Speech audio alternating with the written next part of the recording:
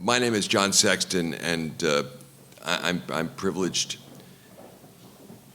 to move around the world representing New York University as its president, and I'm very privileged to be here this morning. It's a great day for NYU.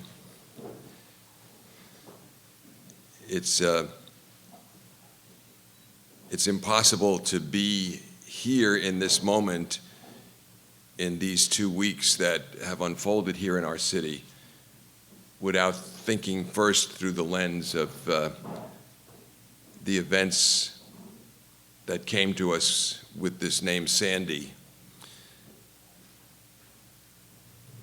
I am very, very pleased to say that as we moved through these 2 weeks, and for me it begins almost 2 weeks ago as an extraordinary team of men and women here at the university working very, very closely with the emergency folks at the city and state and federal level, but most closely, I should say, with the people at the city level, began the preparations.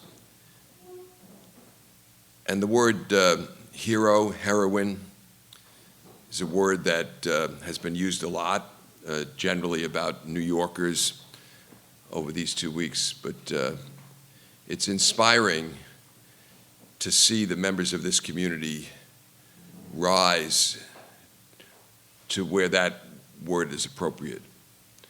And that is true both where I will be next. I go from here up to the medical center where we're still feeling the effects and will for weeks, frankly, if not months, but where there was heroic effort successfully to evacuate patients,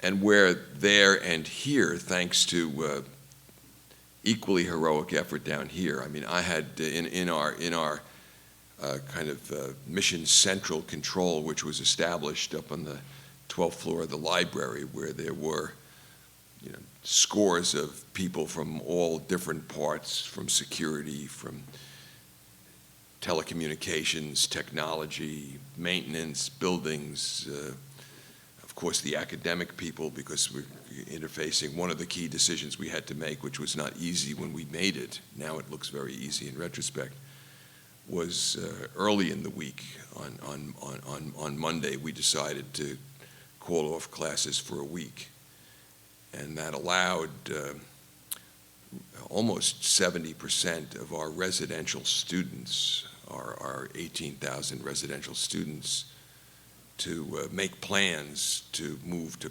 places where there was power. And that meant that we, in this building, in this room, we had roughly a quarter of the students to care for that we would have had otherwise. This room, I visited this room on Wednesday night to try to keep the students' spirits up. Alec Baldwin came with me. My visit might not have kept their spirits up. His visit and his stories did, and the camaraderie, the spirit in the room was quite remarkable. And the stories, just the vignettes, because it's a New York story, but it's also a human story, a story of resilience. So with the cooperation of a person that will be remembered in the history of New York City as an important contributor to the unfolding of the city, a person who's always loved the city as the city and thought of it in a long-range way, not the way Americans tend to think of things, quarter by quarter, but decade by decade. And I speak, of course, of Commissioner Amanda Burden. So I think we should recognize Amanda. Stand up for. Thank you. But with her cooperation, as part of a kind of long-range plan for the university, we had made a decision, which again was controversial at the time, 5 years ago, because it required disruption for some of our faculty, it was doing something that's not in our core business. You know, we're teachers essentially and researchers. So to build a massive cogeneration plant is not the thing we do day in and day out. But we made the decision that this was important. We frankly made it not because we expected Hurricane Sandy.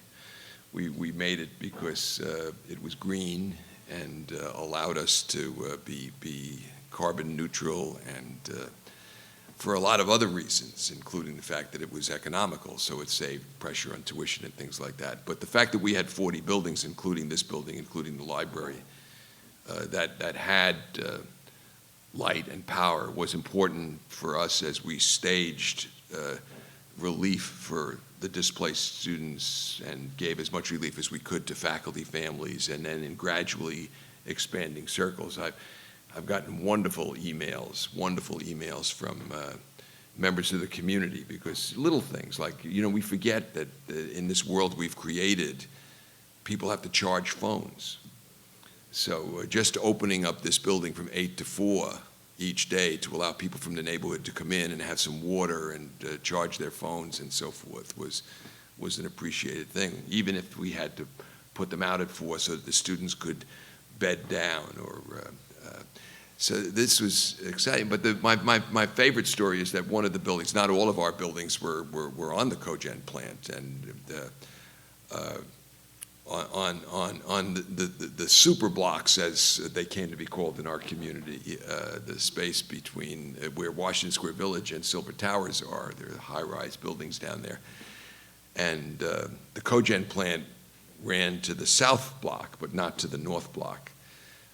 This created, you know, because our faculty live in those buildings, so it created a kind of blessed and cursed world. You know, it was hard for all of us. Like, my building didn't have any power, and so I, you know, since my wife died, my children decided I should have a dog. Well, you know, 4 times a day I walked up the 11 flights of stairs and put my little Havanese in my arm and walked down the 11 flights of stairs, and so that Legs, as he's called, could have his walk.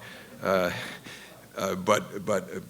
you know, in a way, everything around us was dark, so it was the normal, right? But the poor folks in Washington Square Village had to look out at Silver Towers, which was fully lit, you know, and they could see their colleagues having dinner and so forth.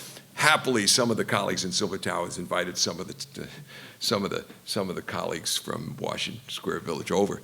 But my favorite story is there was a fellow in one of our buildings, 505 LaGuardia, who was going to run in the marathon. So this person was, to say the least, well-conditioned.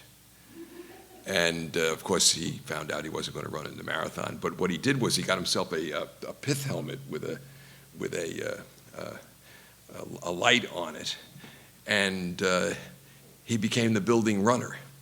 So people could have food delivered, and he would meet the delivery man downstairs and then run it up the stairs to the older person who couldn't get out of the building. And you know, this is classic New York. And when we realize how fractionated society's become and so forth, when we begin to think about the doom side of the evolution of the world as we see it, you have examples like that. You have examples like the moral surge of our community, and I'm very proud of it. And the important thing, the headline is that in a vast community like NYU, not a single injury, not a single death. We came through it safely, and we came through it with love. So here we are today, and you know, Amanda and I were talking before. We face issues, complex issues, that require the thought of the people in this room. And you have convened in this room faculty and students who are equipped to think about the questions that are before us as we move out over the decades. You know, we live in the capital of the world. And NYU is the university that is in and of this city and in and of the world. And we're committed to making this city the model city for all of the world. And in an array of ways, we're committed to that. And I compliment Dennis, who's a great, great leader, and Maureen for putting this together. And the faculty at the Institute are going to be important parts of this, as with our faculty at Stern and Law, and our engineers in the Center for Urban Sustainability and Progress, so-called CUSP, which, with the cooperation of the Mayor's Office, is committed to develop the science of cities.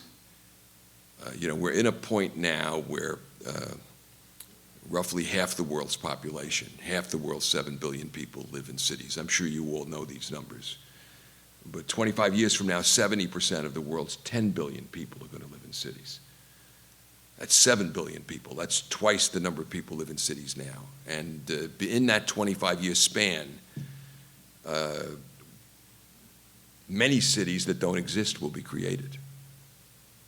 This is, you look at the history of China, where NYU now has a campus, and there are cities of 10 million people where nothing was before. I remember on my first visit to China, which is getting close to 20 years ago, I was the guest of the mayor of Shanghai. I was dean of NYU's law school. And they had just finished a bridge. It had taken them 18 months to build a bridge. There's fewer permitting problems. There's not a ULIP process. And they'll pay a price for that, right? We have to always remember the Scylla and Charybdis we're dealing with here. But in any case, the mayor took me to the arch, to the apex of this new bridge. We were the only car driving on it, and such that we were able to stop and get out of the car. And as I say, this is almost 20 years ago, it was 1995. And he pointed out at farmland. Behind us was the Bund and Shanghai, and in front of us was nothing but farmland as far as the eye could see. And he said, that will be Pudong. There literally was nothing there. That will be Pudong. This is less than 20 years ago. And when NYU's campus is completed in the center of Pudong, on the last piece of property left in central Pudong, it will join, I think the right number, I don't think I'm exaggerating here, 350 buildings of more than 20 stories high. And that is not unique, nor will it be unique looking forward. So there'll be these new cities we have to create, and there'll be the great cities like New York that will have to be, the daunting questions that Amanda and the mayor and the folks in the city have to begin to just identify for us to look at over these coming decades. So how you sustain a city with all the changes that are going on around us, how you make New York a city which still is the capital of the world. This is, of course, what the Institute is committed to. And of course, now I get to my friend Richard Florida, and this is the final thing I'll say. I have to say that I came to love Richard Florida before I met Richard Florida. Since I met Richard, I've come to love him even more.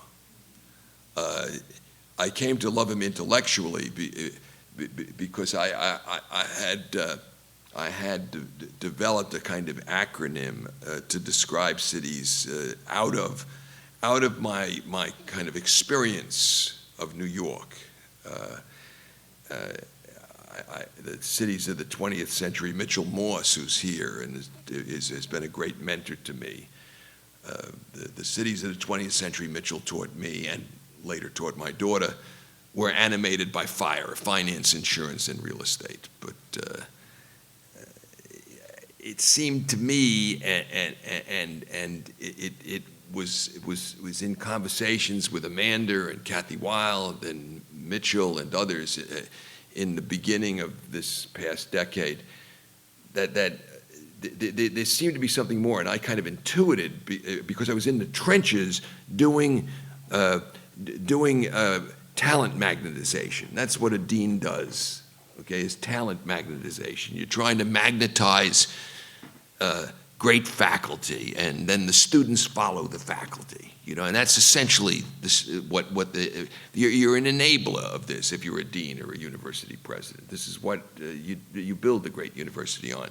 And that was what I did, and so I was in the trenches. I was kind of an experiment living out what it is that would help me get Joseph Weiler to leave Harvard to come to NYU, and it was clear to me that part of it was that Weiler would have great colleagues in international law because he was the Jean Monnet Professor of International Law. He had been designated by the European Union as the first Jean Monnet Professor, and they had created a 10,000-volume library at Harvard and given this chair to Harvard and so forth.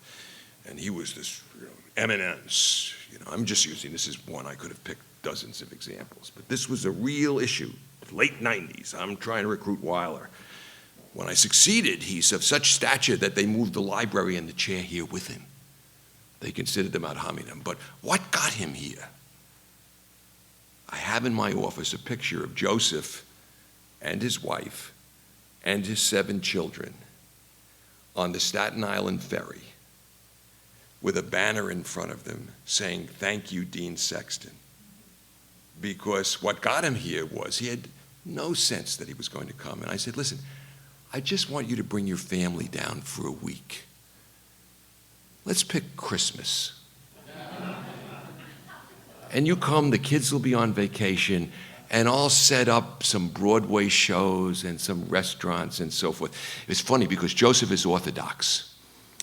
And one of the places I picked for them to go was the Radio City Music Hall for the Christmas show.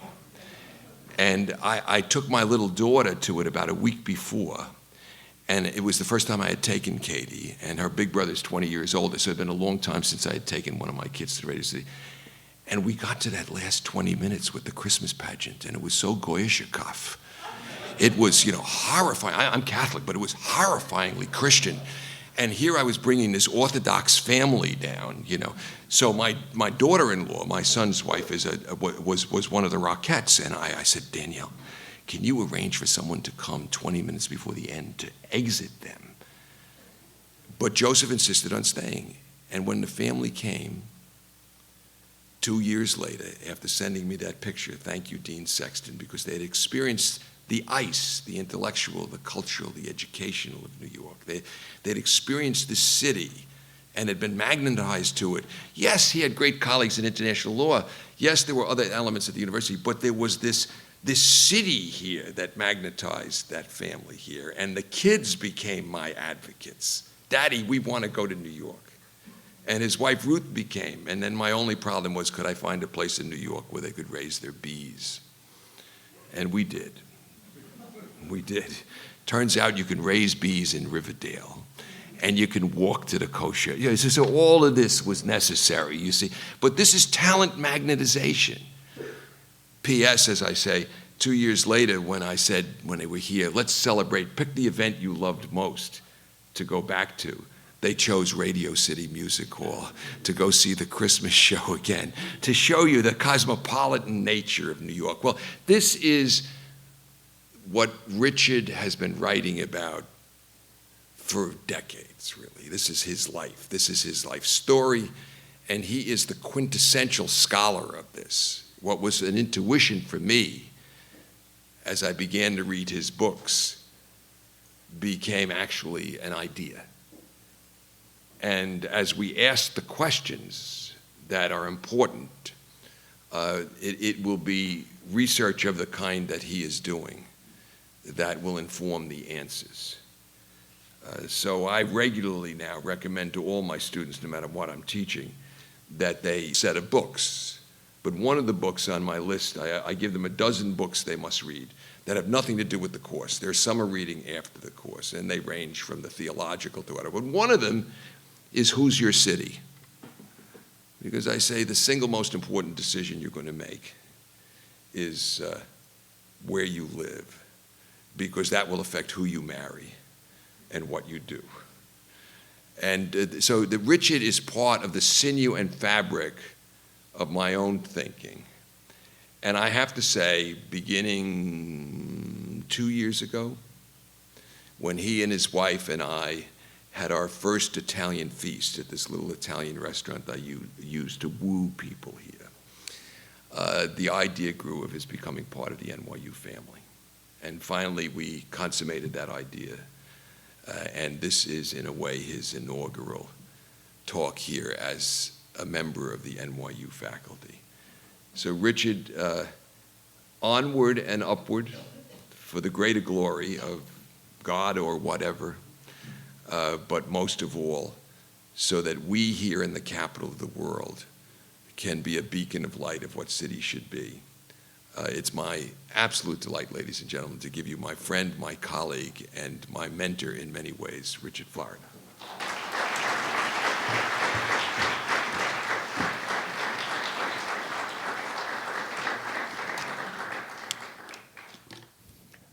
Thank you so much, John. I cannot tell you how much that means to me. And it's been interesting.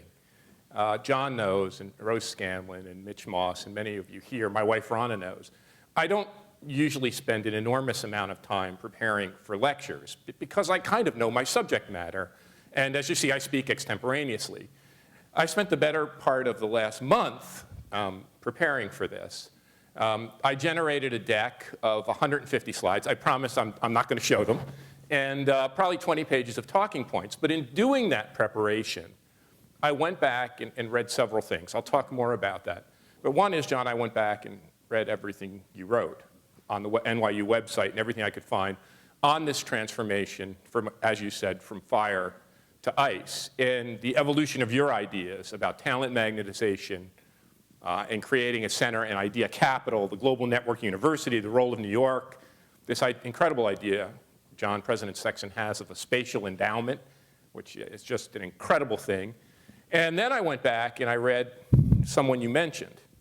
I went back and read, and I'll talk more about this, Mitch Moss's 1991 study called Reinventing New York.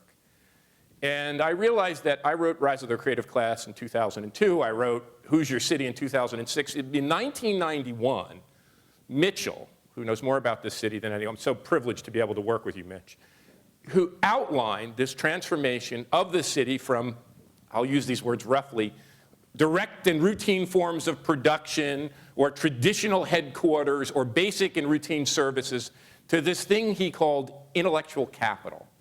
And actually mentioned in that book, 10 years before I wrote Rise of the Creative Class, the rise of an intellectually driven, knowledge-driven creative economy. I intuited a lot of this stuff too. I intuited a lot of this stuff because I grew up, well, I was born in Newark.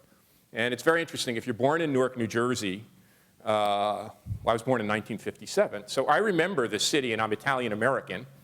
I remember the city as a vibrant hub of ethnic, Jewish, Italian-American, Irish, African-American, Latino, Hispanic.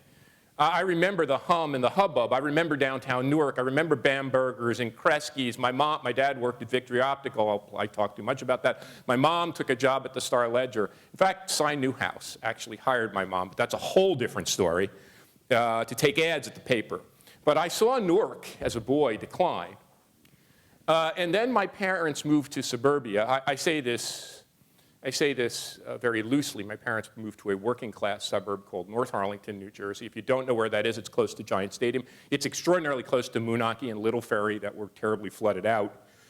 But I watched that city decline, and I watched New York go through its trauma. Some people romanticize that period and talk about arts and culture and the flourishing, and all of that happened. But I watched all of that, and in preparing for my talk, I also went back and read Hoover and Vernon's Anatomy of a Metropolis.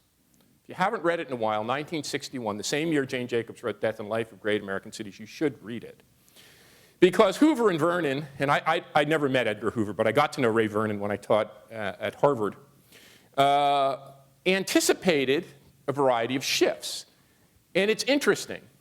In that book, they were talking mainly about how to stabilize the core, how to stabilize Manhattan, how to keep it a flourishing business district in the wake of these terrible forces that were undermining urbanism. The flight to lower density. That's what they say. The flight to lower density. That those who could afford it, just imagine how puzzling this seems now, paradoxical, that those who could afford it were purchasing the movement out of high density to low density. So anyway, what was so remarkable to me was to watch over the course of my career. I became a faculty member. I went to graduate school at Columbia, or Rutgers College as an undergraduate in the mid-'70s, graduate school at MIT, and then Columbia in the early part of the '80s, and then a faculty member from the mid-1980s on, to watch this urban transformation. And John, I intuited just like you. I looked around, and in fact, just so you know this, the ideas that are in Rise of the Creative Class actually came from me trying to understand the university I then taught at. It's very interesting that the three universities that have been a big part of my life, NYU, Carnegie Mellon, where I taught for nearly 2 decades, and the University of Toronto, where I have an appointment now and run a research center in addition to NYU, are partnered at this incredible cusp. Well, I was trying to understand why Pittsburgh was losing its faculty recruitment battles. It's the God's truth. I was trying to understand why when I asked our students at Carnegie Mellon where they wanted to live and how many wanted to stay in Pittsburgh, a city that I thought had some assets, not a single hand went up. They wanted to go to more vibrant, energized, talent-magnetized cities. And I was trying to understand why technology at that point could grow up around places like Stanford and places like Boston. But in fact, Carnegie Mellon's engineering faculty in computer science and electrical engineering and in robotics were equal, and in terms of productivity on a per capita or per research dollar basis, and what I figured out, it was all about this talent magnetization effect. And that in fact, it was this interplay of what John has come to call an idea capital or an idea center or a university putting out these transmission signals in a city. And that's how Rise of the Creative Class was born. What I want to talk about today is the beginnings of a project as part of a whole burgeoning effort of a large group of people to better understand global cities and how global cities operate and what are their mechanisms in what I have come to call a spiky world, but in particular that is motivated by a question I think Rosemary Scanlon, who runs the Schack Institute and is part of my home here. Rosemary Scanlon asked me before I even decided to come, what will the New York economy look like after the financial crisis? What will the New York economy be after this shock that hit Wall Street and the financial markets? And then we started to talk. We started to talk with Rose and with Mitchell, with Hugh Kelly, with Mikia Constanescu, with colleagues at the University of Toronto, colleagues at the Santa Fe Institute, colleagues, many of here, Tim Marshall from the New School, Rich Greenwald, and a whole bunch of other people, great data people. We started to puzzle over this question, New York as almost a lens. I don't want to call it a laboratory, a lens into this problem. And what we said is it's not just the financial shock. Look at the past decade. New York has been hit with 4 or 5 dramatic shocks. First, there was the tech crash and the recession early on in the decade. Then there was the absolute trauma and tragedy of the attacks of 9/11. Of course, when I was writing Rise of the Creative Class, people said to me, this will invalidate your theory. When people see that our big, dense cities are vulnerable to terrorism, these kinds of attacks, they'll all move out. Not only that, then we had the financial and economic crisis of 2008, and then people said, and I'll talk in a minute about exactly what they said, that New York was doomed, and then there's the hurricane and the weather-related events. And what came out of that conversation, it was the beginnings of this project that I'm going to talk about today, and it's going to be at least a year in incubating, is the fact that New York has emerged stronger. Any one of those crises could have flattened, probably would have flattened another city. But New York has emerged stronger. And why is that? And we believe it is both a set of internal people, the built environment of the city, its densities, but also a set of things that are going on in the world that improve the position of dense, large, creative, energized cities. So to this point, the ideas behind this talk that we titled The Great Reset, Once Again, New York, came from an article I wrote in 2008 when my editor at The Atlantic called me, Don Peck, he's a brilliant fellow, and he said, I really need someone to write an essay on New York. and how it will be left on its knees as a result of the financial crisis. He wanted, and the Atlantic was looking for a piece, the editors there were looking for a piece on how this showed the end of the financial markets, and it would leave New York reeling. Purchasing power, income declines, tax revenues. How would you put the city together again? And I said, because I love the Atlantic, and I edit, and I created Atlantic Cities there, I said to Don, I'll take it on, but I want to look at the problem. I didn't have a prior. Well, I went back and started to look at this, and you may have read the essay. It became the book that I wrote, The Great Reset. I began to look at the problem, and the more I looked at the problem, I said that they had the problem backward. That in fact, as a result of the financial and economic crisis, New York would not be the place left reeling. It would be other sprawling, housing-dependent, perhaps Sunbelt cities, maybe some of the industrial Rust Belt that we're seeing their manufacturing industries eradicated, but places like New York or London, large and not just financial or fire-denominated cities, cities that I'll talk about that had these diverse kinds of economies, would come out stronger. And I was able to go back and read a lot. And that's where this idea of the Great Reset, once again, New York, the Great Reset came from. What we are going through here in New York, and in fact the world is going through, as I learned in writing that essay and then the book, is not a typical business cycle shift. What we're trying to grapple with is a big and fundamental economic transformation. In my view, it is one of the largest and full-blown economic transformations ever in world history. In my view, it's equivalent to the shift that Marx wrote about when we move from an agrarian or feudalist economy to a modern industrial economy. And what I was able to determine by not only studying our time, but by going back and studying the Great Depression, what Hoover and Vernon were writing about was partly the spatial shift and the spatial fix required after the last great economic transformation of the Great Depression. And then I went back and looked at the even bigger crisis of the panic and long depression of the 1870s and 80s. And I looked in very close detail at what happened. And I just want to outline what these resets are. What we think they are is economic crises. What we think of a period like the Great Depression or the panic and long depression of the 1870s, 80s, and 90s is there economic crises and the economy falls apart and we somehow put them together, and what happens is government rushes in and spends money and the New Deal happens, and all of a sudden there's military action and there's new demand and we solve the problem.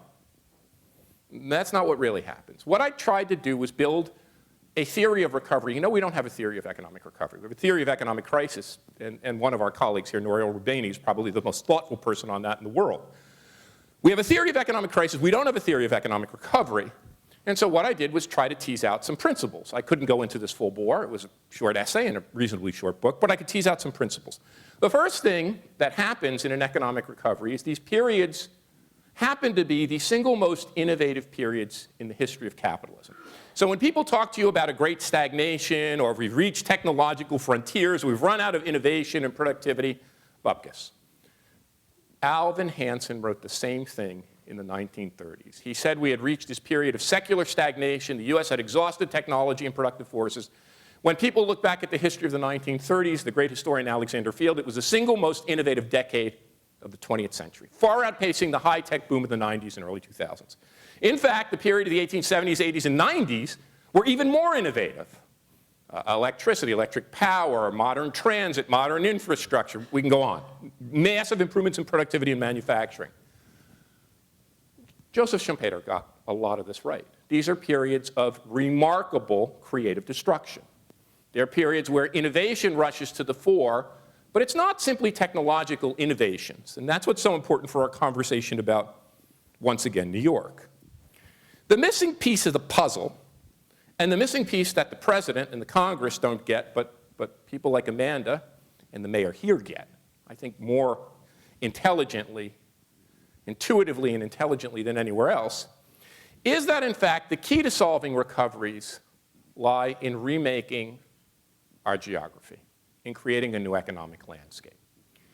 The solution to the crisis of the 1870s and 1880s and 1890s wasn't simply a round of technological innovation. It was the creation of whole new infrastructures.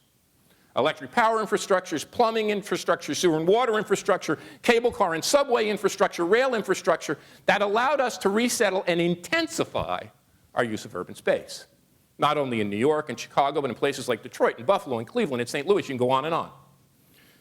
What solved the crisis was the rise of the then what we called the industrial powerhouse city. What got us out of the New Deal was not out of the Great Depression was not just the New Deal or the military spending. It was the rise of a new spatial form, the extensification of land use, and the rise of suburbia. It's exactly what Hoover and Vernon were talking about in 1961, the very year my parents were moving from Newark, New Jersey to North Arlington. The extensification of space and the movement from our cities to a city and suburban metropolitan environment. John probably remembers what happened during that decade as university after university decided they would abandon the city or leave a small, tiny city campus at Rutgers, where I went to school, moving from New Brunswick out into the hinterlands of Piscataway. And you could go on and on. The same thing happened at the University of Buffalo and universities all over the country. This idea of extensification of outward migration. Geographers call this a spatial fix. It's a really important construct. What solves economic crisis is a spatial fix. Now, these are not 5 or 7 year events. These are generational events, and we're early on it. We're in the first 5 or 6 years of a generational event. I'll just use my dad as a calibration mechanism. My dad was 8 when the economic crisis hit in 1929. He was 40 years old when he bought his first suburban home. And he participated in the fix, the spatial fix of his time. What is happening now is we're in the middle of another great reset, which in part is biased to many of the characteristics of great global cities like New York, but moreover accentuates those characteristics and is reshaping our world in perhaps the most powerful reshaping we've seen of the past 100, 150, maybe a couple of centuries. And New York and other large global cities are well positioned to succeed. And that's what I want to talk about today. And I want to leave time for questions, so I'll try to be quick. The first thing when you hear about the resilience of New York or New York's strength and stature as a global city, the first thing you hear, and it's accurate and it's important, and we're looking at this in great detail, is it's big. New York is a big metropolitan area. And size matters, but size isn't the only characteristic that matters. So I want to say bigness really matters. This great reset is heavily biased towards big places. New York is a metro of about 20 million people, about 1.3 trillion in economic output. If we look at what I call in that book, Who's Your City, the rise of mega regions as we move from city to metro to mega region, you see part of this great reset is not just intensification or extensification. People get this wrong all the time. It's both. We are seeing intensification and densification and more intense use at the core and a preference among many residents and many businesses for the core, but we're also seeing the extensification from city at the first Great Reset in the 1890s to city and suburb in the second Great Reset to the rise of a renewed city and intensified use at the core and the rise of a megaregion. The Boston, New York, Washington, Boswas megaregion. First recognized in the late 1950s by an economic geographer called John Gottman. 50 million people, more than $2 trillion in economic output. It's a veritable country with New York as its center. Now, I lived in Washington, D.C., and I'm very fond of Washington, D.C. Washington, D.C. has done very well. It's a knowledge-based, it's a post-industrial metro. It has high incomes, some of the highest incomes overall in the country. And what I would say in Washington, D.C., and it's probably true about your recruiting from Harvard, is that Washington, D.C. has become a suburb of greater New York. Now, I didn't say that to insult Washington, D.C., but to show that the mega region that stretches from Boston to Washington with New York as its center would not be as powerful if it didn't have one of the world's, actually, in our calibration, the single most economically powerful city in the world, New York as its hub. So size matters, but size isn't the whole story. And we'll get to that. The second thing that people say, and I think is an important part of the story, but it's not the whole story, is that it's not just size that matters, it's the fact that New York commandeers the heights of the financial industry. It has strategic importance to the world economy from being at the heights of the financial industry. Now, we've looked at this in some detail. We're going to look at this in much greater detail. Ed Glazer, a dear friend at Harvard, wrote a piece in the City Journal. And he anticipated, and the piece was called something like, Why New York Has to Move Beyond Wall Street. He anticipated the hit to Wall Street from the crisis. And I think, if I remember this correctly, I'm not looking at my notes, he anticipated that the city just in 1 year between 2008 and 2009 would lost 35 billion in wages and salaries and other economic activity, and that in particular Manhattan lost a preponderant share of this. And he argued in that piece that New York and Manhattan had to diversify away from finance. Well, he's right. But in fact, the city and the metro are already far more diverse than finance. And we did something in this project over the past month that's pretty incredible. Working with a group of data providers called MC, roughly Economic Modeling Something Associates. These guys have the best data in the world in real time, not on just an industrial performance, on the occupational distribution of cities and metros and counties. Well, we've had them collate and working with a team here, a team at the Martin Prosperity Institute at the University of Toronto, to take a deep dive look into the New York Metro, New York City, Manhattan, and borough economies. Now, I just want to give you some top-line provisional findings, because these may change, because it's very new and raw data.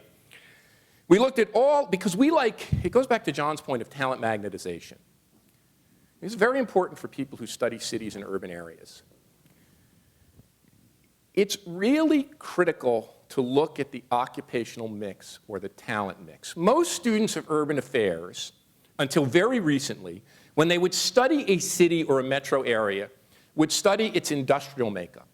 They would study the firms and corporations, Mike Porter, a dear friend at Harvard, the clusters of industries that define a community. One of the big advances, just from John's intuition, my own intuition, was to begin to use a different kind of data on employment or jobs or occupations. Not simply what firms make, but what people do. And by looking at this occupational mix or talent mix, you can get a much more powerful view into the actual skill sets and capabilities and capacities of an area.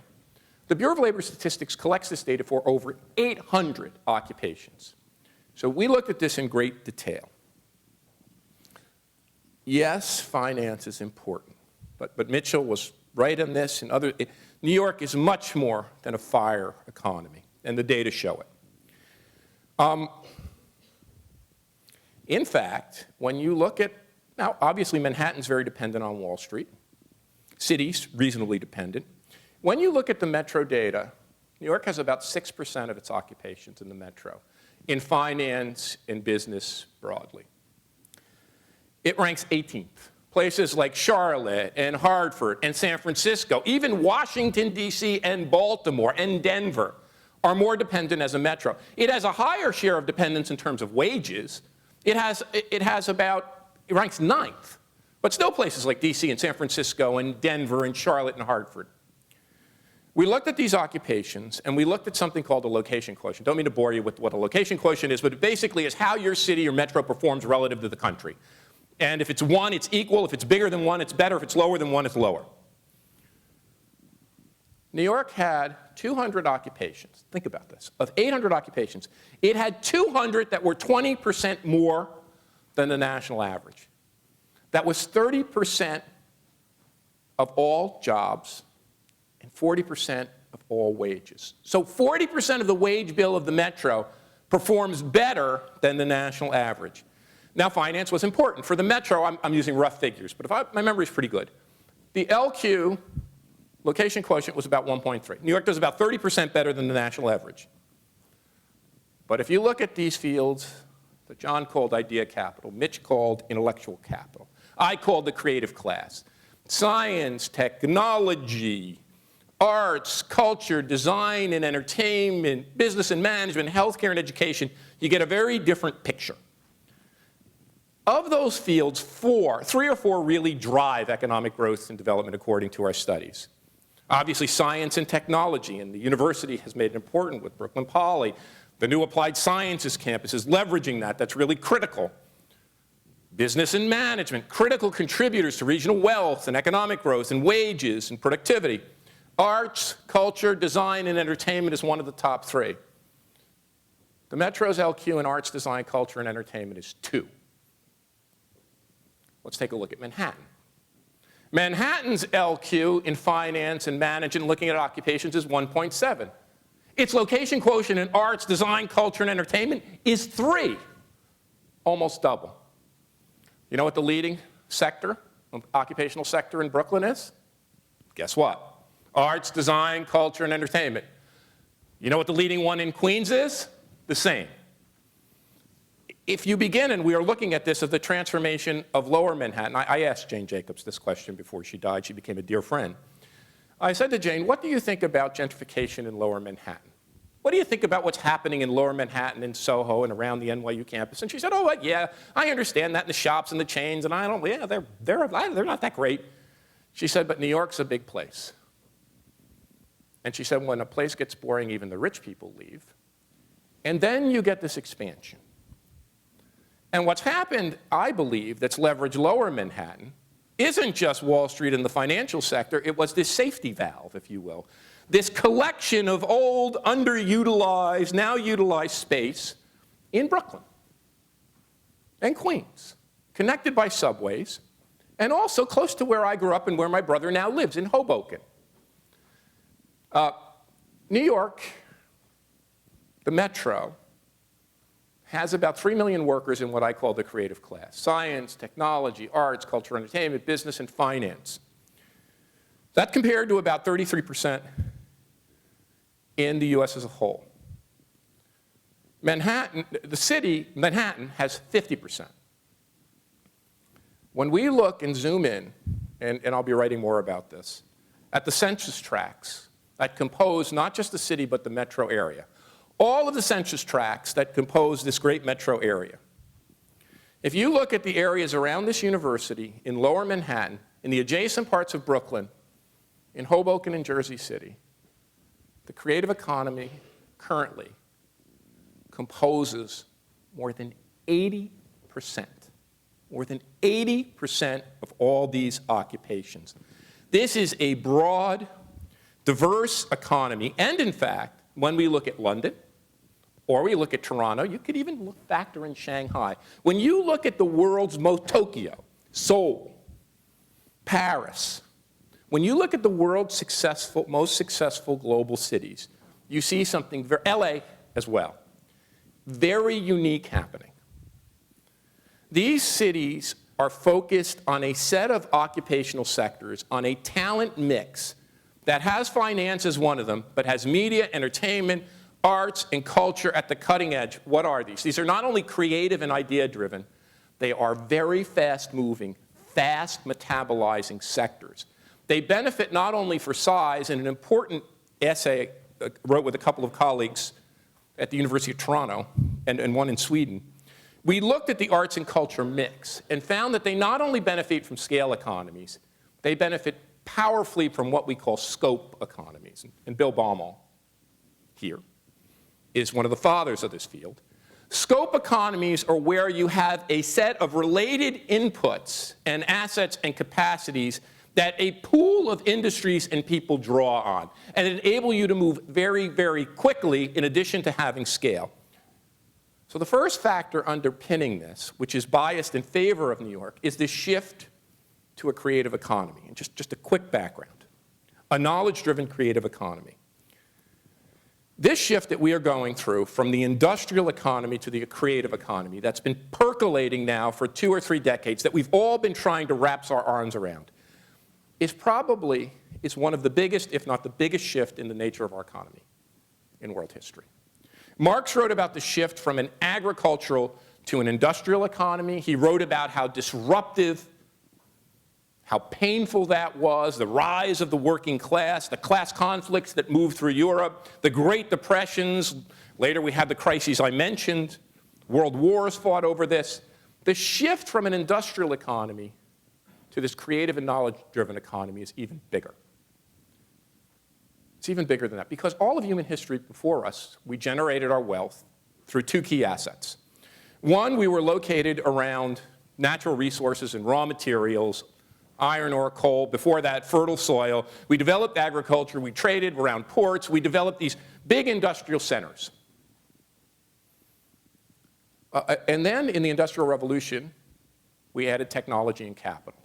But the primary drivers of wealth were land, labor, and capital, physical resources, brains, backs, arms, and brawn. This time, we're changing the key factor input.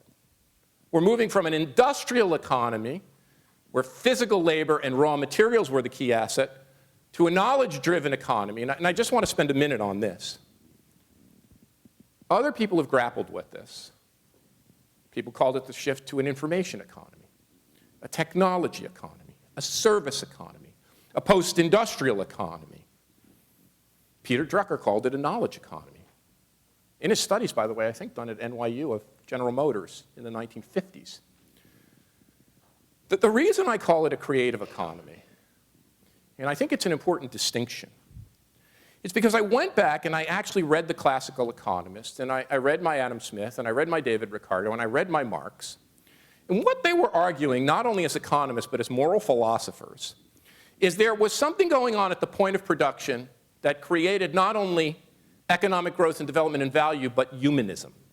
There was something in the nature of the production process that was humanistic. And what was humanistic in the nature of that production process, Marx wrote the most eloquently on this, the thing that made the working class a class, the thing that alienated the proletariat, but made it what he called a revolutionary force, was that we were all brothers.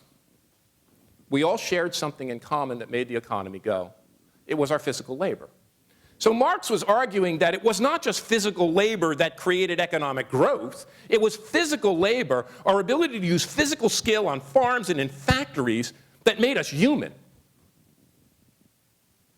But what makes us human is the information we acquire, the knowledge we consume, the technologies and service we generate? No.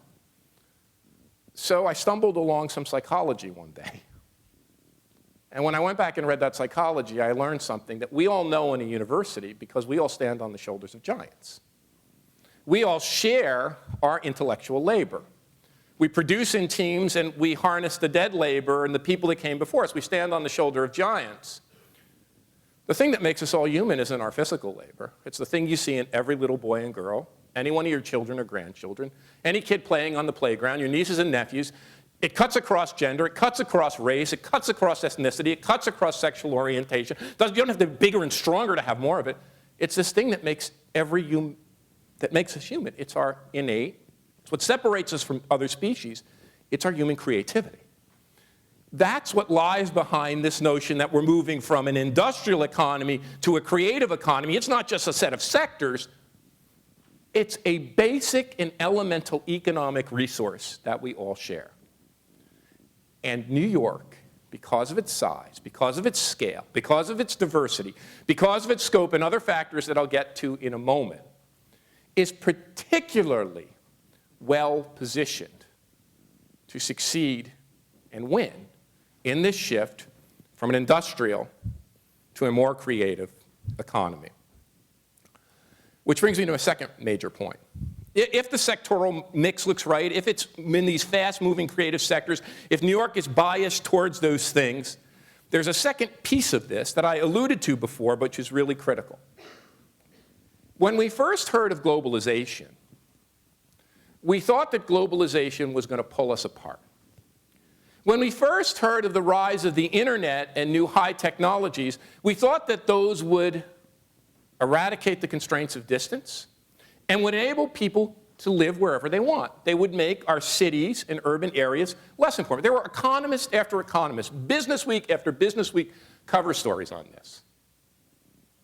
Tom Friedman told us, the world is flat. The world's flat. In a flat world, you can plug and play from wherever you are. And that's accurate. For a certain set of activities that Shanghai rode to prominence on, for simple manufacturing activities, for standard technological activities, for the kinds of things Hoover and Vernon were saying in 1959 and 60 were leaving New York, the trauma of I'm just reading the sections on the trauma of the loft factories. It's just so funny to hear the words loft factory go together at this stage in my life. The trauma being of the loft factories in lower Manhattan. That stuff was being spread out for the better part of the past century.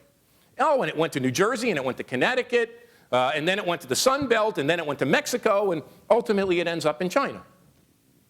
But there's a second part to the story, which we all know about. The second part is as we globalize, we've begun to massively concentrate economic and human assets. Massively concentrate economic and human assets, so much so that in an essay I wrote for The Atlantic, I posited that the world is only partly flat.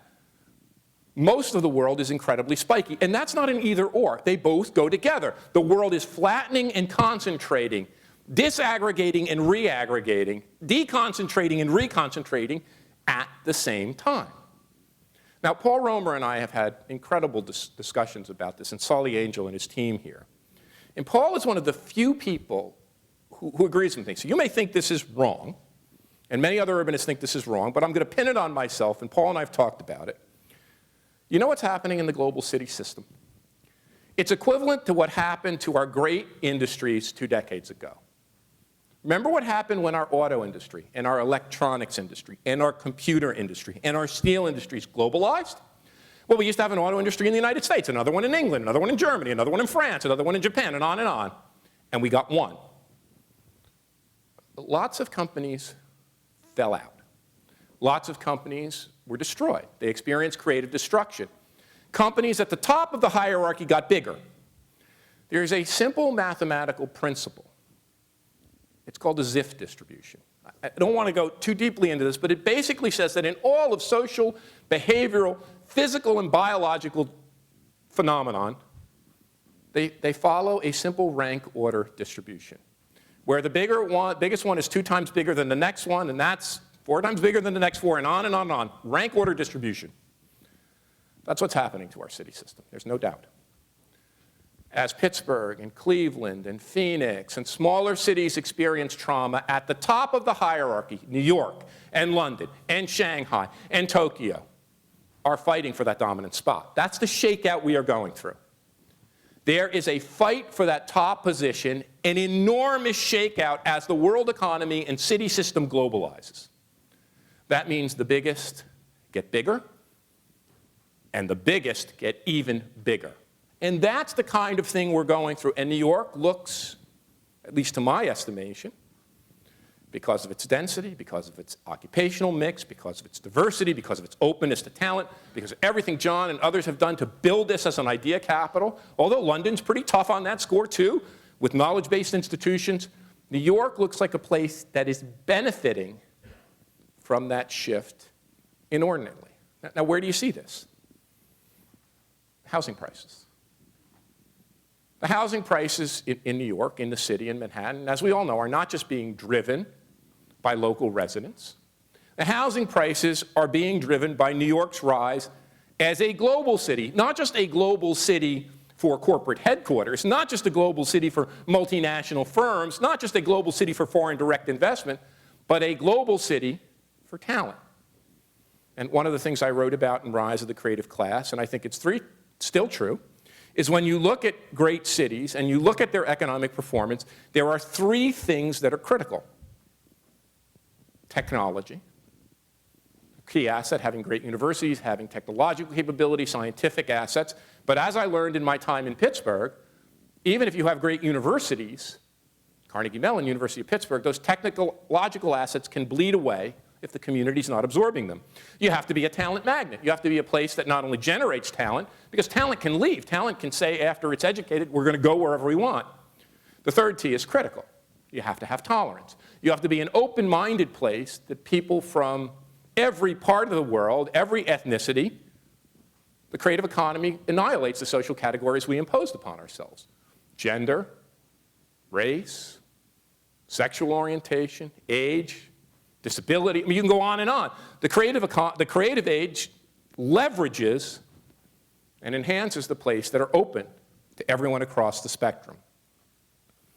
But there are certain things going on in this new spatial fix, certain things that are going on this shift to a spiky, knowledge-driven, intellectually driven creative economy that are very much in addition in New York's favor. I can talk about a lot of those. But the one that really struck us, and the one that is amazing to me, and the one that I'm devoting a lot of my own time, and this project is very concerned about, but I'd say it's one of the 2 or 3 things I'm devoting most of my own time, is this dramatic shift over the past 5 or 6 years in the location and industrial structure, the spatial structure of high-tech industries. Now, even when I was writing Rise of the Creative Class, even when I was writing Who's Your City, even when I was writing The Great Reset, people would tell you that one of the big problems with my own theory, one of the big problems with my own theory, is that I got high technology industries wrong. That, of course, they would say for the artsy people, the bohemians, the professors, who's John's recruiting, who like this cosmopolitan world, for the poets, the musicians, the entertainment figures, the media figures, the writers, the people who are a little quirky and a little off. Of course they love the city, but not for the serious people making new technology. Not for the people building the technologies that are driving our lives. They are suburban. My dear friend, he is a friend, Joel Kotkin, gave this a name. He called it, Florida's crazy.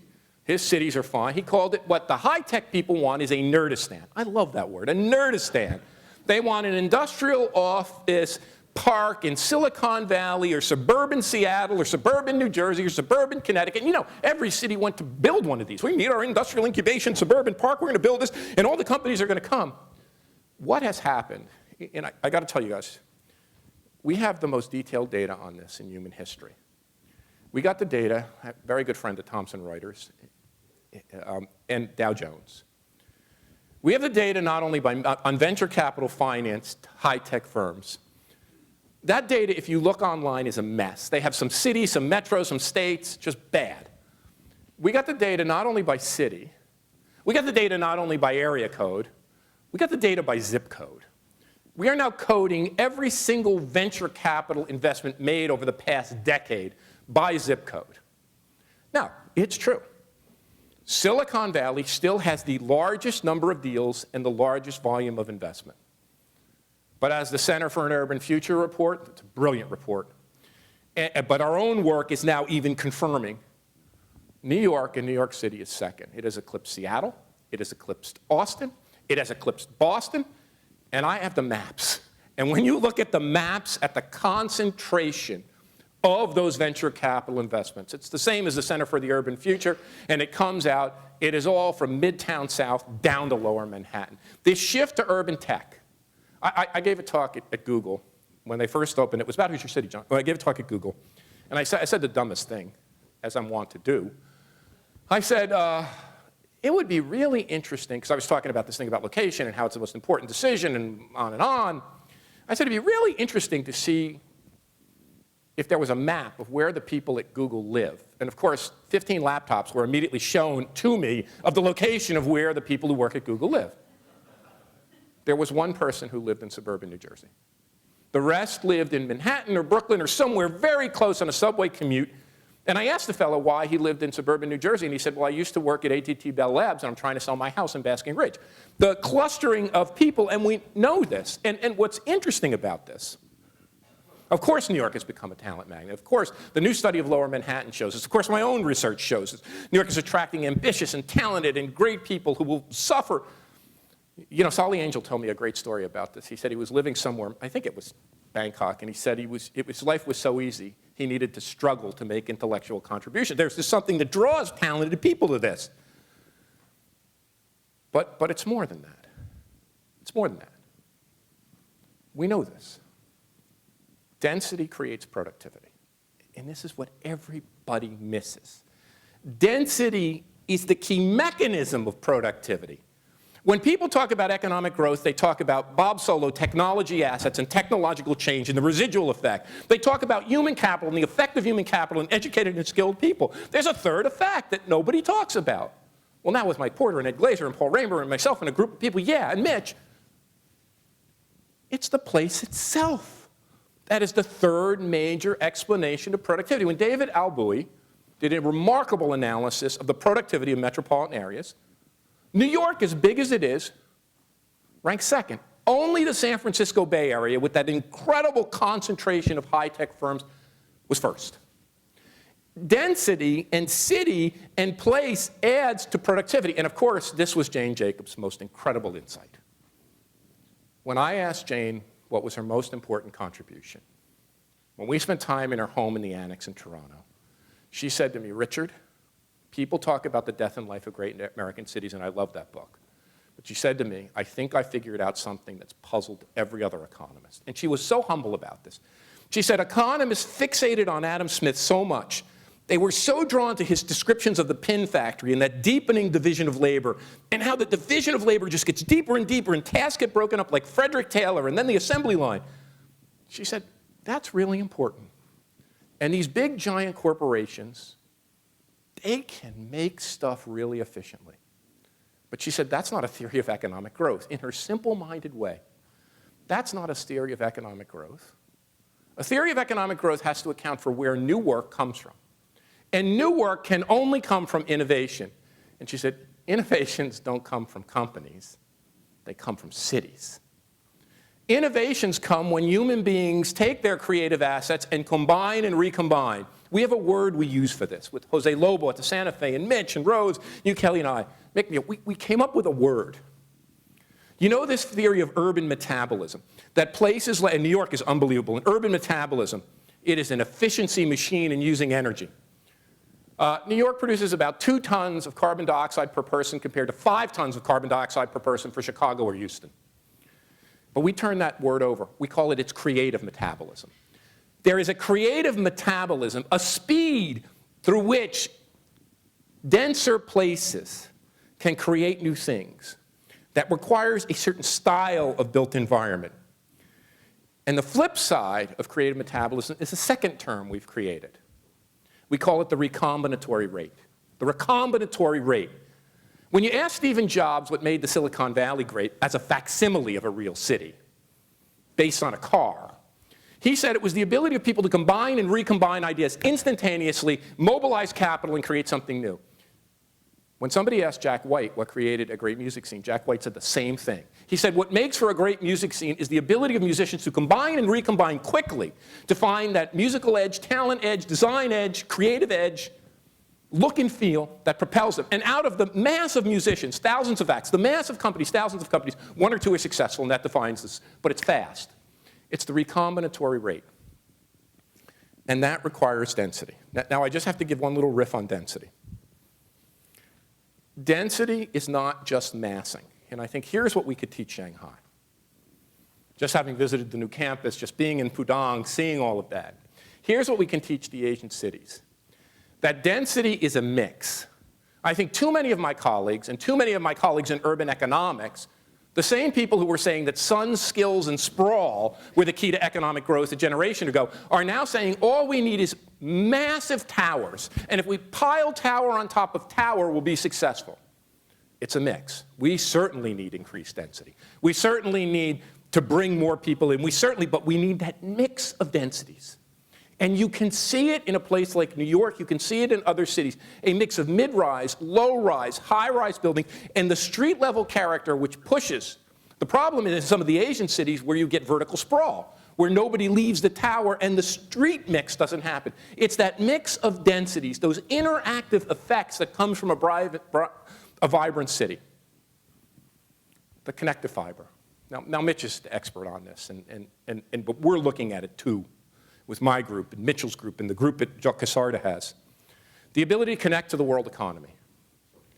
In our own research, we find that airports and global connection add more to regional economic development. So this mixture of Newark and LaGuardia and JFK add more to local economic development than high-tech industry structure, and about as much as the skill mix, the human capital level in a metro. Transit connectivity, the subway systems, the ability to avoid having a car. One of the biggest points in this Great Reset when you talk to technology people, when you talk to students, when I talk to my students here at the University of Toronto, this amazing shift from wanting to consume lots of space and wanting to own a car. This shift to wanting to have control of your time and to be able to work wherever you are and to get the things quickly without having to commute long distances by car. The ability to use that infrastructure is critical not only to the attractiveness, but to the ability to combine and recombine quickly. You know, one of the things that's happening in this Great Reset is that we're seeing a dramatic shift away from home ownership. And when I talk about this, I was just talking to the folks at Zillow, and we're going to do more on it. What we find is that it's not an either-or. That what happened in the shift to an ownership society, where President Bush said we want to make a 70% home ownership rate and we want everyone to be an owner and all of this, that, in fact, the optimal mix of renting and owning is about 55 owned, 45 rental.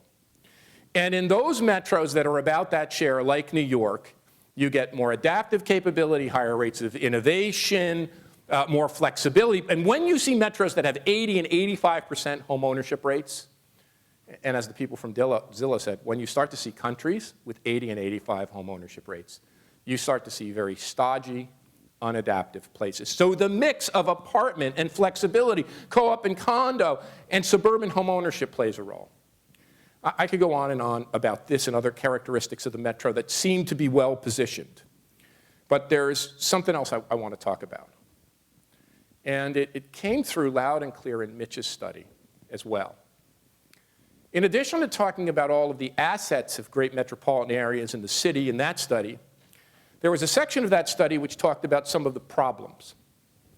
And if I remember it correct, Mitch, it was an early conversation about the growing class divide. That's my words, the growing divide in New York, but I think in many of our metros. And we hear this conversation percolating through our national conversation, that the United States is becoming more divided. Our cities are becoming more divided. It's true. And it's a feature of the economic transformation. It's nothing that anyone's done wrong. It's a feature of the structural transformation itself that's dividing us. You know, you read the Pew Report, and you look at rates of residential segmentation. We're getting more segmented. We're getting more sorted. Look at the results of the presidential election. I mean, it showed you, as we wrote on Atlantic Cities, the urban electorate carried the election for the president.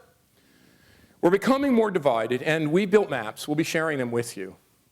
We've built maps of the class segmentation of the metro and the city.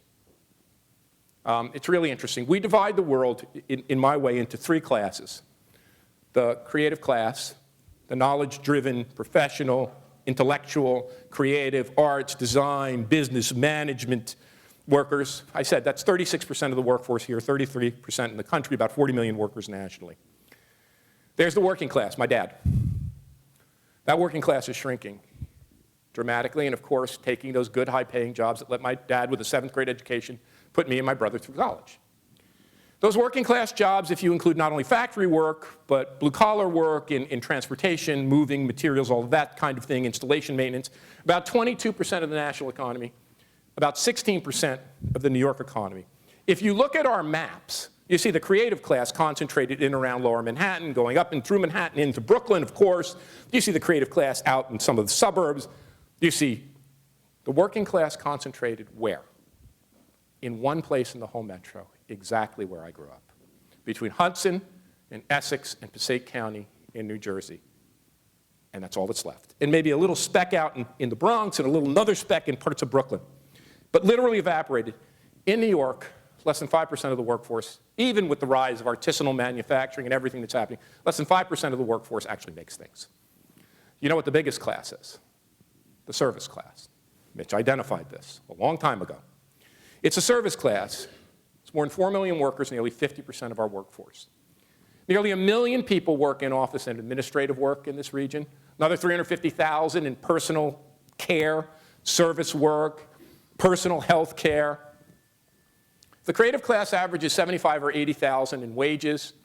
Many of those occupations over 6 figures. You know what somebody working in the service industries make? 25,000 or less. It's precarious work, it's contingent work, it's temporary work. And that divide is getting bigger, especially when you take 2 creative workers in a household through assortative mating, what the sociologists call it, and they couple up and their income then goes to 250 or 350 or much more than that, and the 2 service workers are making 40. And the gap's growing wider. More than that, this is really interesting. If you look at, you factor in housing costs. People say, do that all the time in New York's expensive. Okay, factor in housing costs. You take the housing costs in the metro, New York City's creative and professional workers rank 8th in the country. It's expensive here, but they make more. They rank 8th in the amount of money they have left over paying for their housing.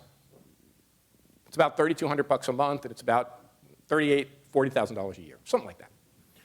8th, I think Washington, D.C. and San Francisco are 1st and 2nd. You look at the service workers, the reverse is true. There's nothing left over. It's further and further in debt. So one of the things we have to figure out, not only in New York, but I'd actually put this right at the very top of our agenda for the future, we have to figure out a new social compact. This can't go on much longer. It's ripping us apart. And I have some ideas, and I just want to share them with you. They're not full-blown ideas. The project's going to have to look at them. We're going to have to have much more ethnographic research on this. It's just the germination of idea. I think we have to make the service work better. I think that's our only way out. If we continue down this road where the returns go to knowledge and skill, and we've done the work using the same data, if you look at what makes wages rise, the returns to physical skill are declining. There are two kinds of skills where returns are rapidly increasing.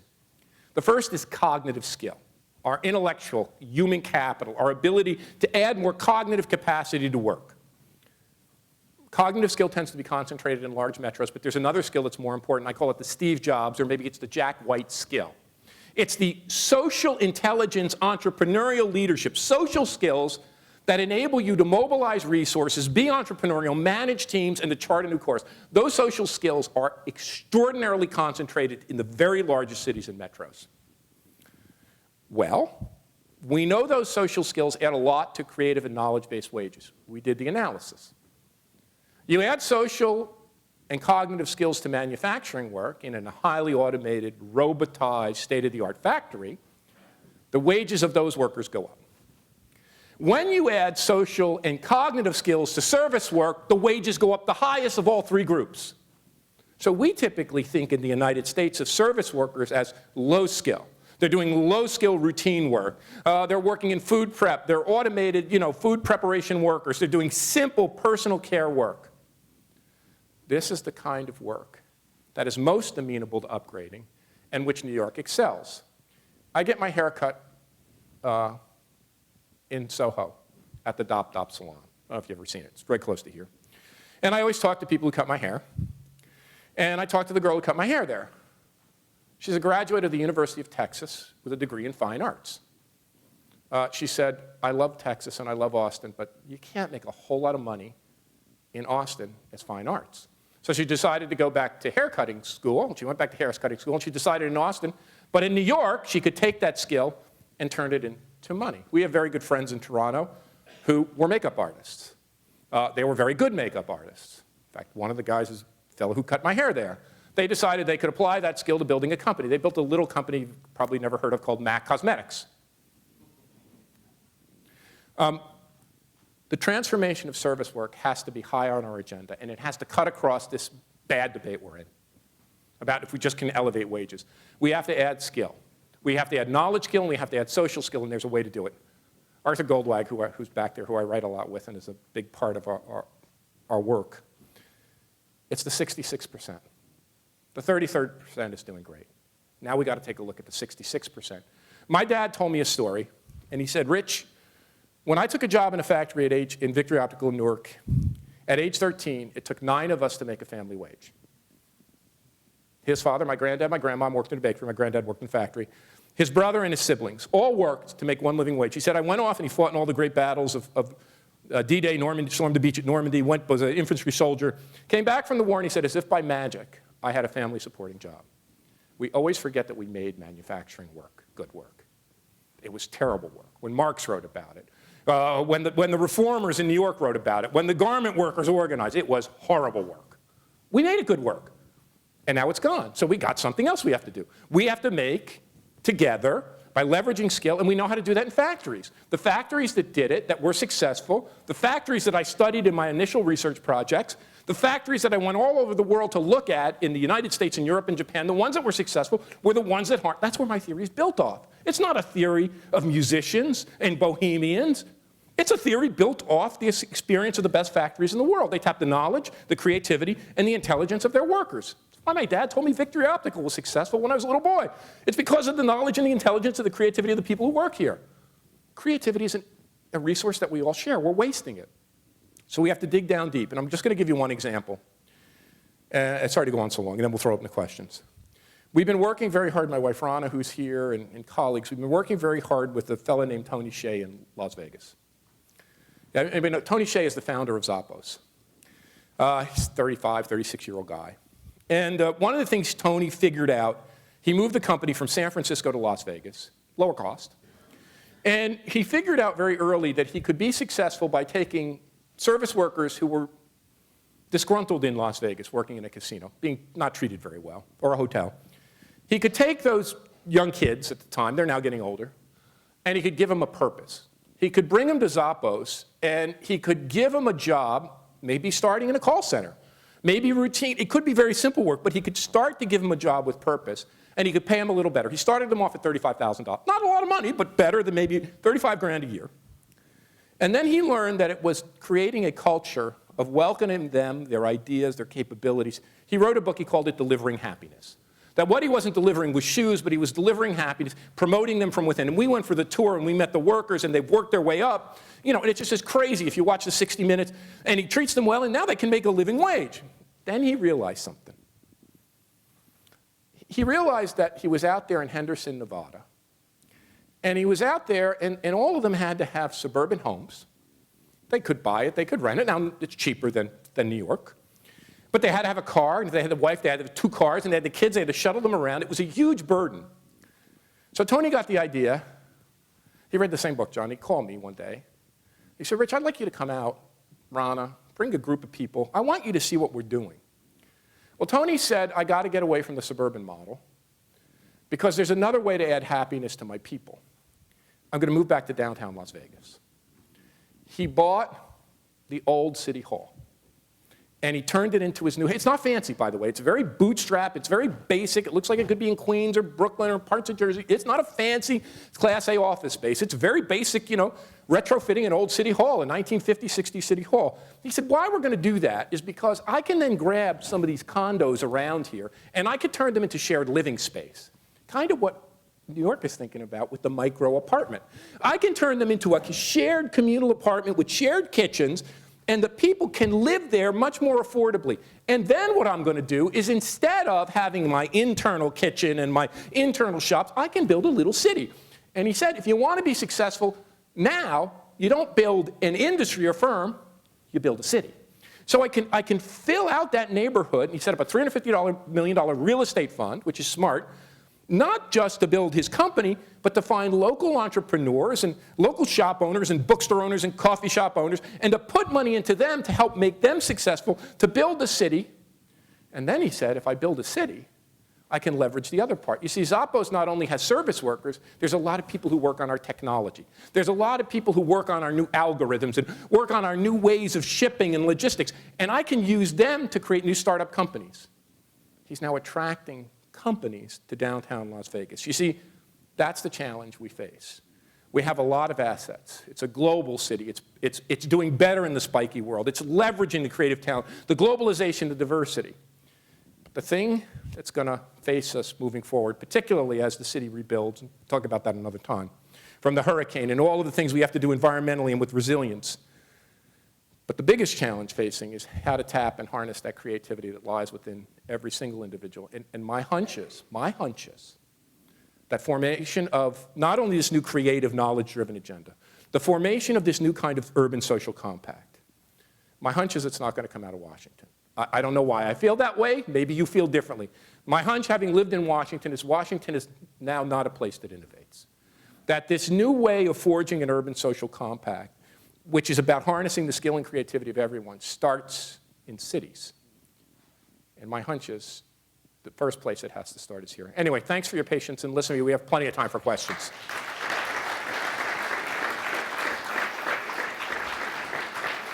Thank you, guys. You're very kind. So fire away. And the thing I will say, by the way, is if anyone here, by the way, I have plenty of critics. I learn a lot from my critics. I want to say this. I actually embrace my critics. If you think particularly if you're someone who disagrees with me, if you think what I say is wrong, if you think it has the world wrong, please feel free to say it. You don't have to hide from me. And as part of the NYU community, a university professor, I welcome that. So if you think what I say is good, that's fine. But if you want to say, no, that's wrong, and it's particularly as this project is just embarking, there's something else you have to look at. If you've got that wrong or your theory is cockamamie, please just feel free. That's why we're here. So fire away. Please. It's good if you say who you are, too.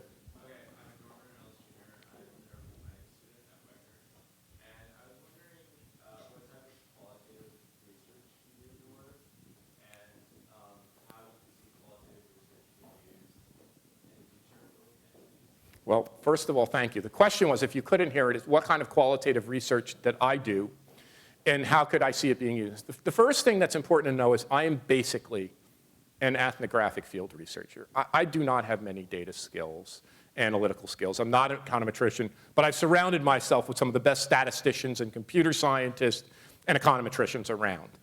I kind of look at the world, just as President Sexton was saying, by intuiting it from my own experience.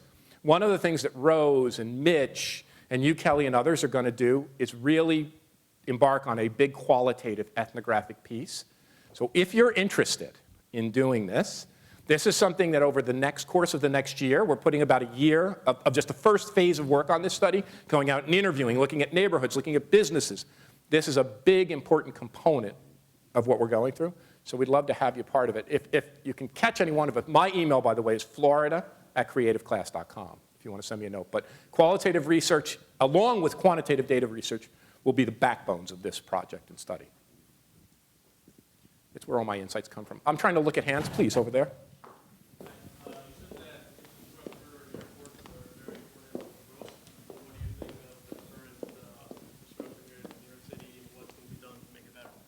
Well, I've been writing. He asked about infrastructure and airports and all of this. I'm not an infrastructure expert. I know Mitch is doing a lot of work with his team in transportation. It's his focus now. And not only transit and transportation and highways and walkability and bikeability, but also airports. I think this is something we really need to think about. I think the project will take it on systematically and integrally. And we need to make real investments of the infrastructure of the future. I've been writing a lot, and I have a question.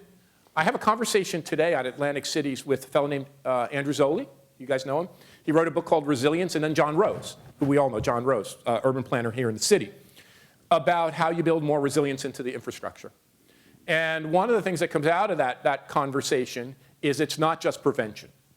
That one of the things we have been learning, not only from the experience of New York during Sandy, but the experience of many global cities, it's the adaptability and flexibility that comes to communities and neighborhoods.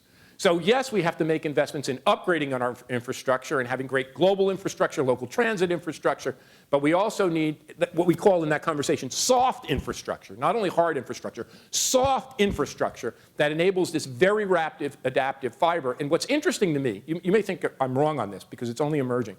What's interesting to me in tracking this, I wrote a Daily News op-ed in it earlier this week. What's interesting to me is that the densest part of the metro where many, in fact, my friends who are big infrastructure experts always said, density is not good. Density is where you get the real cost. What seems to me to have happened is the densest part of the city adapted the most quickly. So there's something in density, even though there's vulnerability, there's something in density. So I think we have to look at a 21st century infrastructure in a new way. Airports are a part, transit's a part, and all sorts of other infrastructure are a part, but it'll be a big part of the study. Other hands? Oh, thank you. And yeah, thank you. If you keep your hand up with the mic, then I'll look for you. I'm not sure if I'm explaining this right, but when you're talking about Newark and what it was like when you were growing up and you lived in this ethnically diverse neighborhood with all this vibrancy and it had a grittiness to it, and then you move out to the suburbs, and in a way the suburbs just became really white. And I think what's happening, we're seeing at least in a lot of cities, is it's white flight in reverse. Yep. And a lot of the neighborhoods end up losing that diversity, and at least what I know of Toronto, a lot of the new ethnically diverse areas are way out in the suburbs. And I just wonder, at some point, is that become too much? Does it become bad? Like, we just walk around in some of these neighborhoods in Brooklyn, and it's just all people that look like me, and it's it's happening at a rapid rate. And I just don't know at what point we almost drown ourselves out. And it's like, the reason I came here is because it was a gritty place. And now I just. Yeah, you know, Rich Greenwald is here, and Rich has done a remarkable piece on this. He's writing on this, remarkable piece for Atlantic Cities on the tipping points and transitions, and it looked at Brooklyn. And of course, on the way back from China, I watched 18 episodes of Portlandia. I don't know how many of you guys watched this, but I was just like in stitches. Look, your point's well taken. And I don't think it's just white, I think it's class. And that's why I want to bring class back into the conversation. And many people think I'm romanticizing or jubilating over the creative class. I'm pointing positively to an economic transformation and the rise of a new class, knowledge workers, intellectual workers, creative workers, that are very advantaged. And then this other class of service workers that are being displaced and pushed further. Now, there is a race element, obviously. But it's not just race. If you look at what's happening in Manhattan, many of the most expensive apartments are being sold to some of whom are white, some of whom are Latino, some of whom are Asian, some of whom are Middle Eastern. So there's a big class divide. Now here's the issue, and this is a big issue. I'm not sure how to solve that. And I'm of two minds on this, and I think the project has to grapple with this, and our country has to grapple with this. I'm not sure we can diversify every neighborhood. I don't know. Maybe we could come up with a supported, affordable housing regime that would make it possible to diversify and have optimal diversity in every neighborhood. I'm not sure we can do that.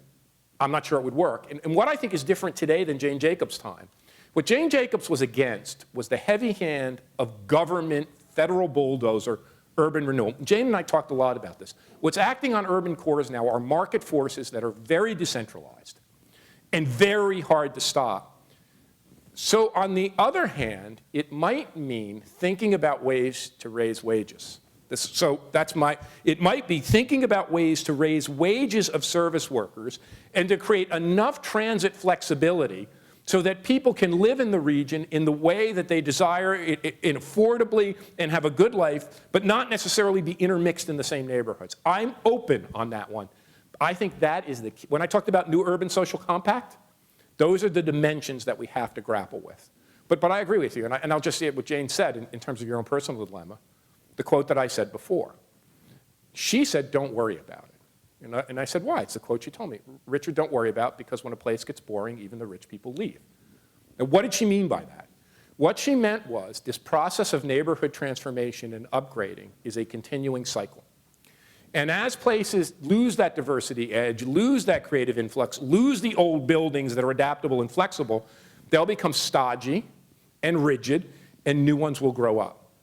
So part of this is a process of a natural cycle. And I'm telling you, these are the questions that this project and we all have to grapple with. Right here? Thank you. No, we'll get you next. I'm sorry.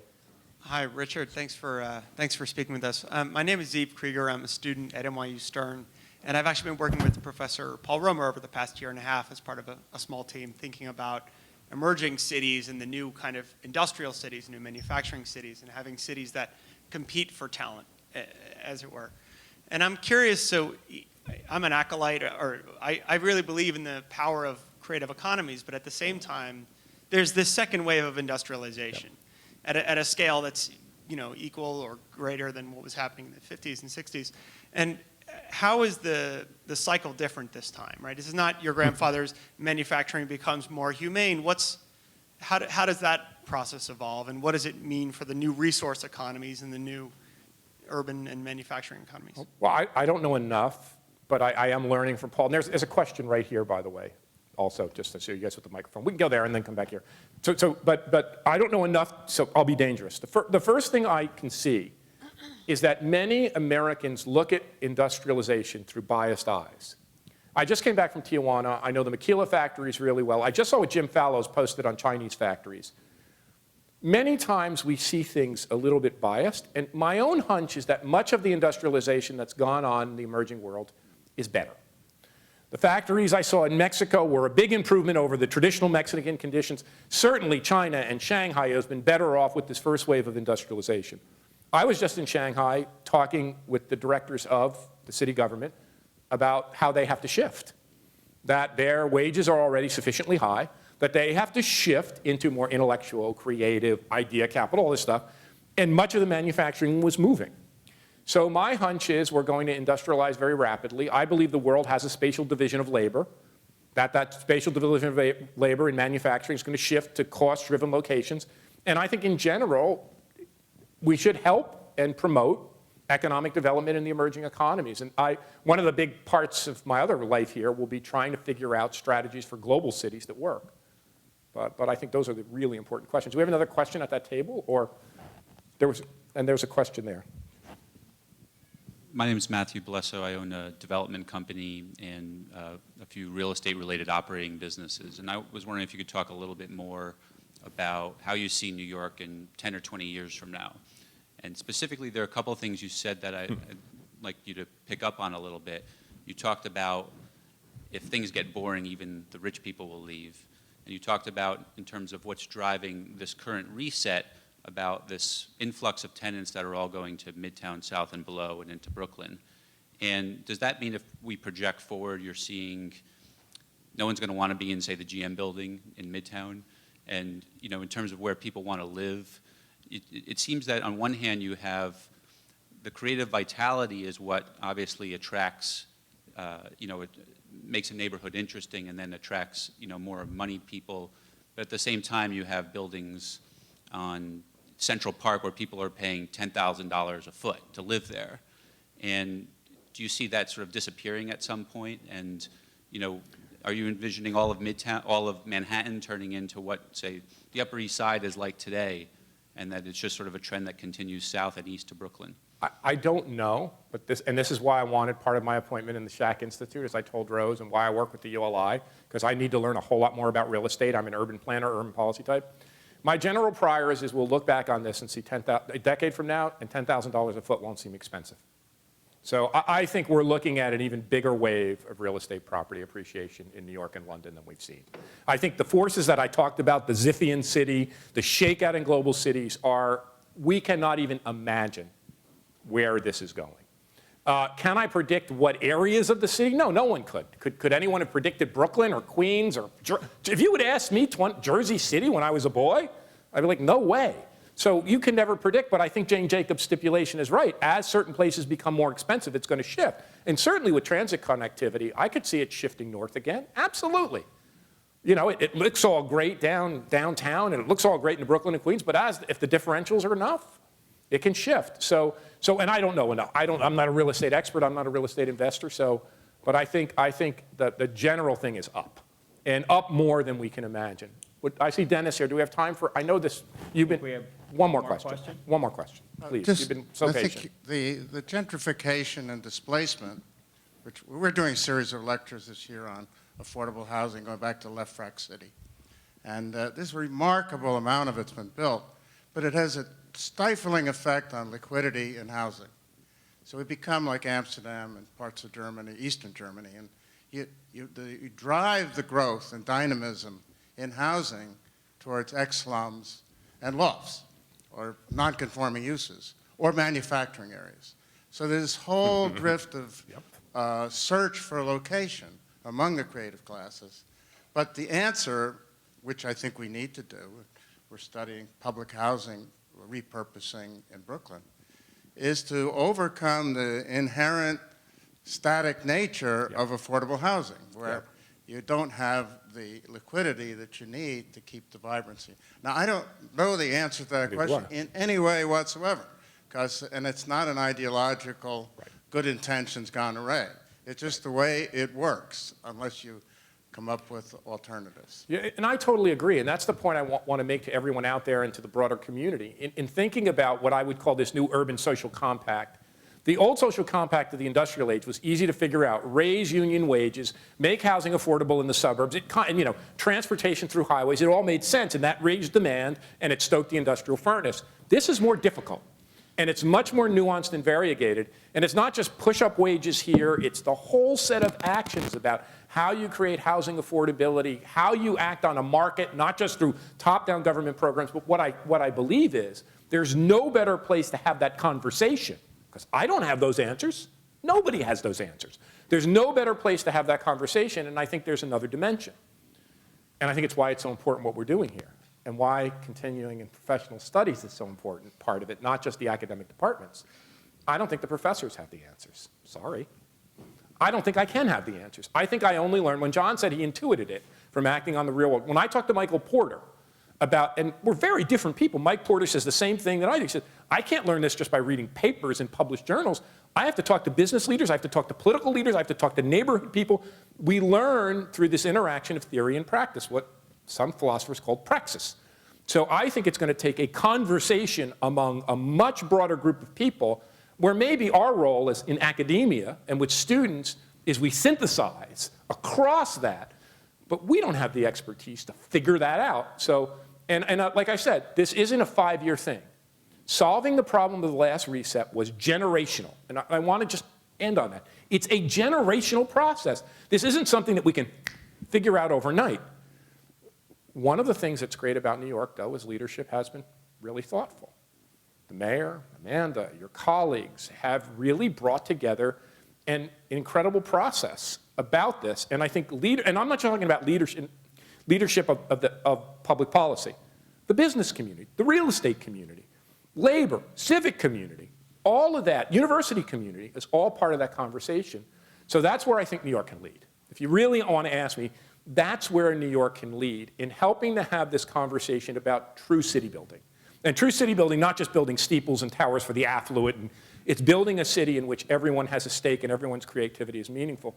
That's what this project is about. So I just want to say thanks. Remind everyone that my email is florida@creativeclass.com. I'll be able to hang around for a little while and talk to folks offline. And thanks all of you for participating and being so patient with your time.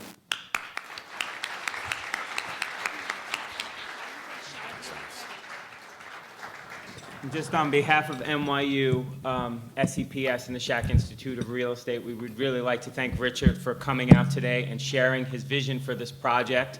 We are very excited about this initiative, and stay tuned because we will continue the conversation with all of you as the project evolves. Thank you for coming today.